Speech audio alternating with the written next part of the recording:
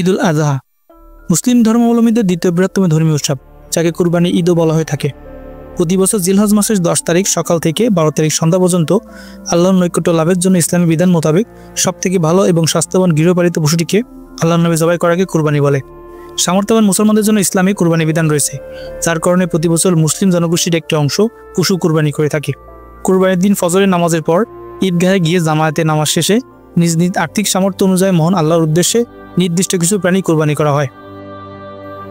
তবে দেশ ও সংস্কৃতি ভেদে এই উৎসবে কিছুটা ভিন্নতাও আছে। একই সাথে বিভিন্ন কারণে পৃথিবীর এক দেশে এক ধরনের পশু কুরবানি দেওয়ার রেওয়াজও আছে, কিন্তু এতে কুরবানির মূল বিধান লঙ্ঘিত হয় না। ফানি ফ্যাক্টর আজকের ভিডিওতে দেশ ও সংস্কৃতি ভেদে কোথায় কোন ধরনের পশু কুরবানি দেওয়া হয় সে সম্পর্কে জানবো। চ্যানেলটিতে আপনি নতুন হয়ে থাকলে সাবস্ক্রাইব করে পাশে থাকা বেল আইকনটি অন করে রাখুন, যাতে পরবর্তী ভিডিওটি আপলোড হওয়ার সাথে সাথে আপনার কাছে পৌঁছে যায়।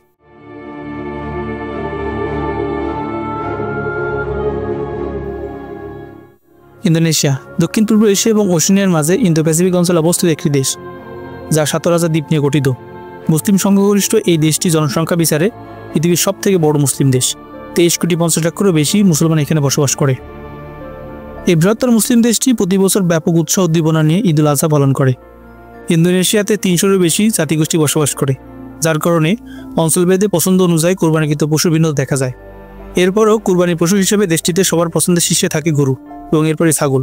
মূলত ভূপ্রকৃতিগত কারণে ইন্দোনেশিয়াতে গরুর উৎপাদন সবথেকে বেশি এবং এরপরেই নানা জাতের ছাগল পাওয়া যায়। কোরবানি দেওয়ার ক্ষেত্রে দেশটিতে অধিকাংশ মানুষ কোরবানির পশু কিনে মসজিদে পাঠিয়ে দেয়। মসজিদ কর্তৃপক্ষ একটি নিয়মের মাধ্যমে কোরবানি দেওয়া এবং মাংস ভাগের কাজটা করে থাকে। পাকিস্তান জনসংখ্যার ভিত্তিতে পৃথিবীর দ্বিতীয় বৃহত্তম মুসলিম দেশ হচ্ছে পাকিস্তান। প্রায় 23 কোটি মুসলমান এই দেশে বসবাস করে থাকে। পাকিস্তানে কোরবানির পশু হিসেবে গরু, ছাগল এবং দুম্বাকে প্রাধান্য দেওয়া হয়, তবে সবথেকে বেশি কোরবানি দেওয়া হয় ছাগল, কারণ ভূপ্রকৃতিগতভাবে এখানে ছাগলের উৎপাদন সবথেকে বেশি।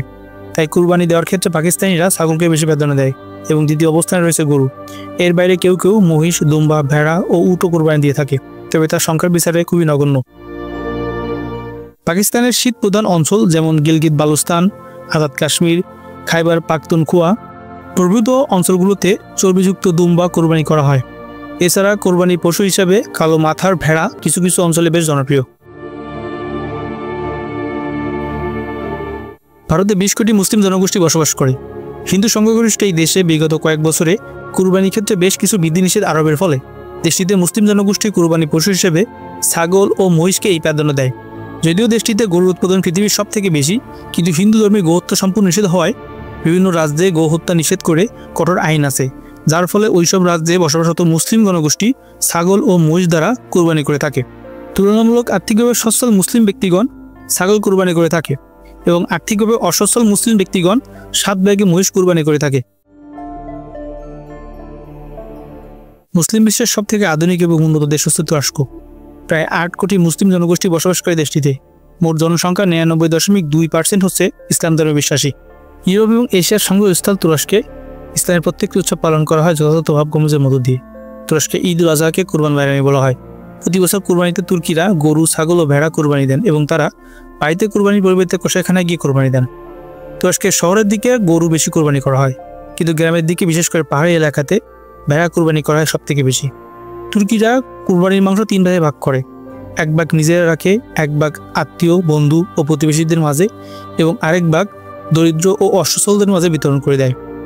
দেশটিতে কিছু দাতব্য সংস্থা আছে যারা সমন্বিতভাবে চেষ্টা করে যাতে সকল দরিদ্র পরিবারের ঘরে কুরবানির মাংস পৌঁছে দেওয়া সম্ভব হয়।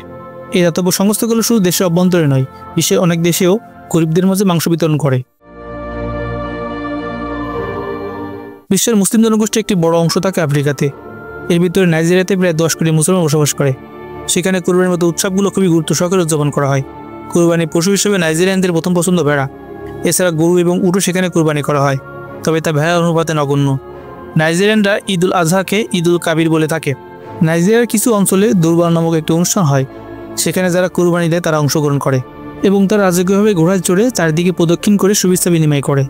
কুরবানির শেষে মাংসর সাথে জালফ রাইসের মতো ঐতিহ্যবাহী পদ রান্না করে সবার সাথে মিলেমিশে খেয়ে থাকে। সৌদি আরব মুসলিম বিশ্বের সবথেকে গুরুত্বপূর্ণ একটি দেশ। মূলত মক্কা ও মদিনার মতো গুরুত্বপূর্ণ এবং পবিত্র শহর দুটি সৌদি আরবে অবস্থিত। ইসলাম ধর্মের 5টি মৌলিক ভিত্তির একটি হলো হজ, যা মুসলমানদের সবথেকে বড় ধর্মীয় জমায়েত। আর সেই হজ পালনের জন্য মুসলমানদের সৌদি আরব যেতে হয়। এই কারণে বিশ্বের লাখ লাখ মুসলিম নারী পুরুষ প্রতি বছর হজ পালনের উদ্দেশ্যে সৌদি আরবের মক্কা নগরীতে সমবেত হন এবং হজের শেষের দিনে কোরবানি দেওয়া বাধ্যতামূলক হওয়ায় বিশ্বের অন্যান্য দেশের তুলনায় সৌদি আরবে কোরবানি দেওয়ার পরিমাণ তুলনামূলক বেশি। মধ্যপ্রাচ্যের কোরবানি পশু হিসেবে উট সব থেকে বেশি পরিচিত হলেও দুম্বা, ভেড়া, গরু এবং ছাগলও কোরবানি দেওয়া হয়। মধ্যপ্রাচ্যের দেশগুলোতে কোরবানির আগে উট এবং গরুর দাম বেড়ে যায়, যার কারণে কিছু অভিজাত পরিবার উট কোরবানি দিয়ে থাকে এবং বাকিরা সামর্থ্য অনুযায়ী পশু কোরবানি করে থাকে। বাংলাদেশে 15 কোটির বেশি মানুষ ইসলাম ধর্মে বিশ্বাসী। কোরবানির ক্ষেত্রে বাংলাদেশের মানুষ সবচেয়ে বেশি প্রাধান্য দেয় গরুকে এবং এরপরে আসছে ছাগল। এর বাইরে মহিষও কোরবানি দেওয়া হয়, কিন্তু উট বা ভেড়া কোরবানি দেওয়ার হার খুবই কম। প্রতি বছর কোরবানির জন্য 1,07,00,000 পশুর প্রয়োজন হয় বাংলাদেশে এবং এর বিপরীতে সরবরাহ আছে 1,30,00,000 পশুর। বাংলাদেশের কোরবানির ক্ষেত্রে বিক্রেতা কোরবানির গরু বিভিন্ন নাম দিয়ে থাকে এবং সেই সব নাম নিয়ে আলোচনাও হয়। সাধারণত গরুর নামকরণ করা হয় তার শৈলী বর্ণনা অনুযায়ী, যেমন লাল গরুকে লালু বা লালি,